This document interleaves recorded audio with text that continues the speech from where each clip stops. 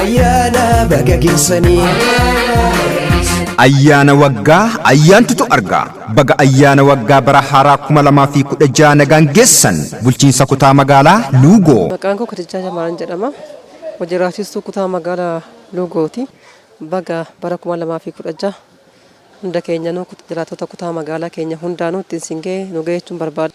Barri 2016 bara badhaadhina, bara gammachuu, bara tokkummaa, bara nageenya waraatti mirkaneessinuu fi badhaadhina maatii, badhaadhina walloo galmoota gurguddoo qabanne keessattuu kan wabii nyaataatti milkeessinu akka nuuf ta'u bara milkii akka nuuf ta'u hawwa. Ayyaana baga geessanii.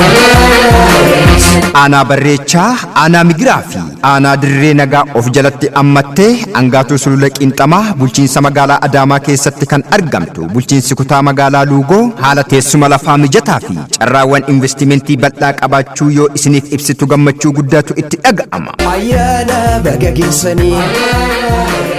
Buufanni daandii baaburaa fi buufataaleen konkolaataa kallattii garagaraatti geessu kan keessatti argamu. Bakka haara galfii, riizortiiwwanii fi hoteelota sadarkaa isaanii eeggataniin kan beekamtu. Daandiiwwan keessaa paarkii guddaa horsiisa kanniisatiin kan beekamtuu fi lafa dammaa kan taate, lafa bal'aa tajaajila investimentiif ooluu fi inisheetiiviiwwan akka magaalaatti diriiran hunda hojiirra oolchaa kan jirtu. Kutaan magaalaa Luugoo carraawwan magaalittiin qabdu abbootii qabeenyaa magaalaa keenyatti invest gochuu barbaadaniif haala mijataa uumee jira. Kotta potenshaala misoomaa magaalaan keenya qabdu fayyadamuun waliin taanee kutaa magaalaa Luugoo haa misoomsinu. Ayyaana gaarii bulchiinsa kutaa magaalaa Luugoo. Ayyaana baga geessanii.